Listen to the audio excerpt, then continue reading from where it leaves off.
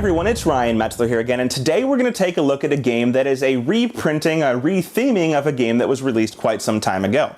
That game is Lords of Xidit, which is a retheming of Himalaya in the Seasons universe, and of course is appropriately published by Asmodee, who publishes Seasons. This is a pre-programming game in which you're going to have a board and you're going to choose your actions at the same time as everyone else, and then you're going to execute those actions moving around a board, fighting enemies and picking up different types of warriors or resources or people that are going to help you fight those enemies in order to earn prestige and money and build towers out on the board. And being at least adequate and the most in some of those categories is going to win you the game. So real quick, why don't we take a look at what comes inside this box. We'll see how the game plays, and then we'll come back here at the end and get my opinions on Lords of Xidit. So here you can see Lords of Xidit all set up for a 4-player game. The game will play 3 to 5, we're just going to look at 4. The idea of this game is that each player represents their own group, trying to move around this board in order to collect different types of followers or troops in order to slay monsters and earn either money or fame or put towers out onto the board, whatever the case may be. There are several different things you need to accumulate. Each player will be pre-programming their actions at the same time on one of these little boards. These boards each have 6 dials, which will give you 6 actions in a given round, and you'll program all of those to move out on this board, take specific actions, or sometimes just do nothing. Each player will be setting their actions simultaneously in order to hopefully accomplish things out on this board. There are several different types of actions. 3 of them are movement. You may move along a blue path, a pink path, or a black path. You may activate a spot, and that will only work if you're on a monster or in a city to accumulate some guys, or you may do nothing and pause, hoping that the situation will get better for you. Of course, each of these actions are available on all of the dials, so whichever one you select will happen in 1 first, and then 2, 3, 4, 5, 6, each player doing number 1, then number 2, then number 3. So at the start of the game, each player is going to have their dial, and they'll all be positioned out on the board somewhere. They are going to set up their dials in order to do whatever their actions are. Maybe first they want to move along pink, and another player decides to move along black over here.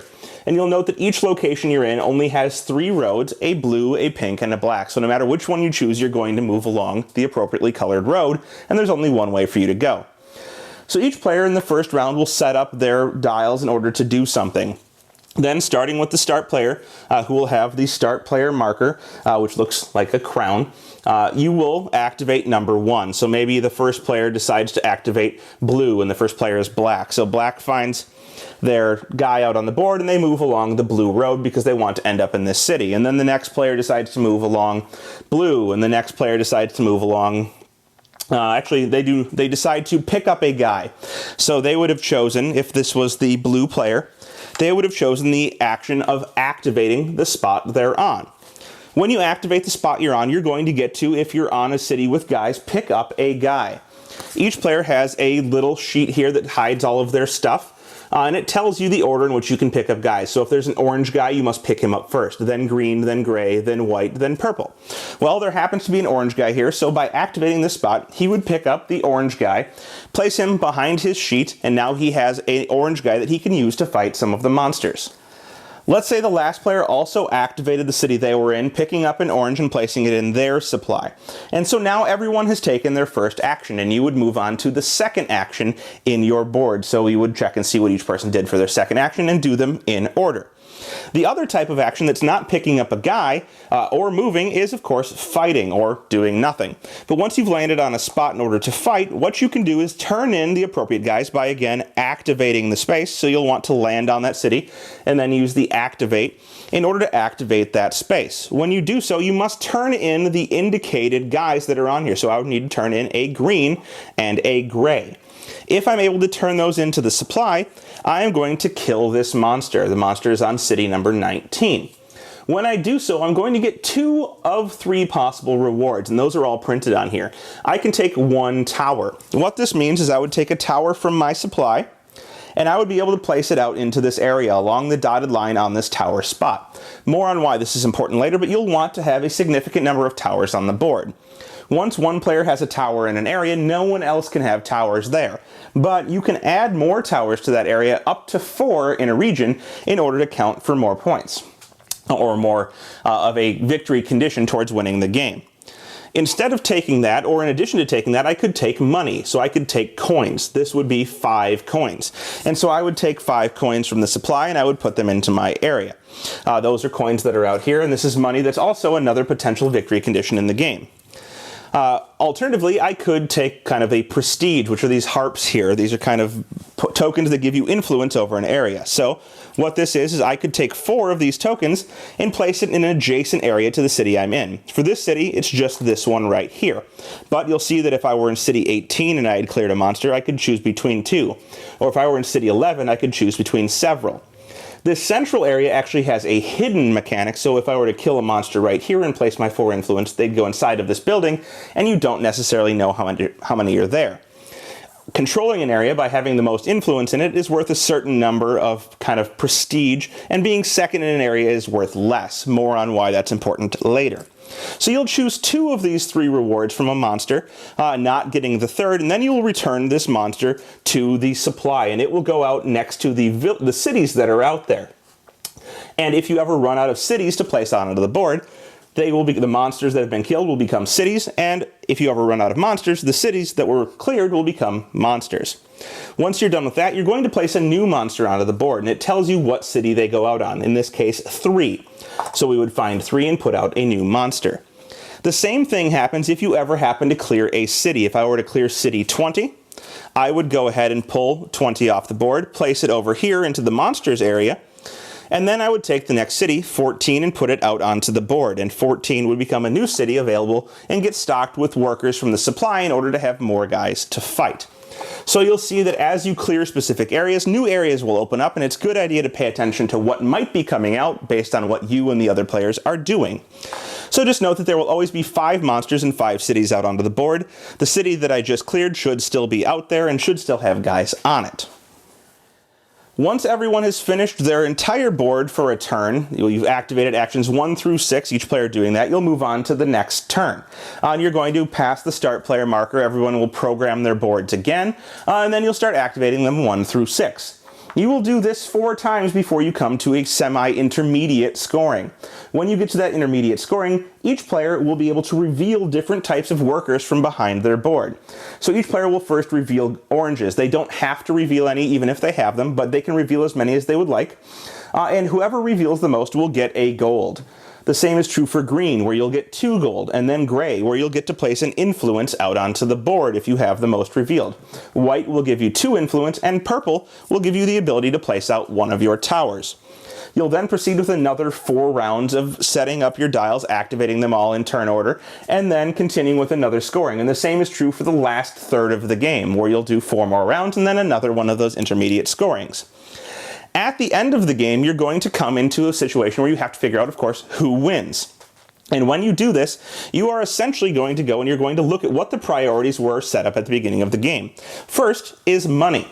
So whoever has the least money in this first scoring round is going to be automatically out. Everyone will reveal how much money they have after the whole round of the game. And whoever has the least money, we'll say that it's yellow, for example, is now out. Yellow cannot win, and it has been eliminated from the rest of the scoring. So essentially, if you don't have the most, or you have the least, I should say gold, in this case, you're out in the first round.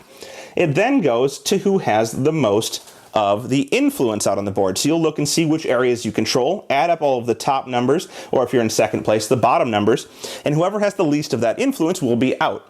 Let's go ahead and say that black can now not win because they did not have more influence than anyone else.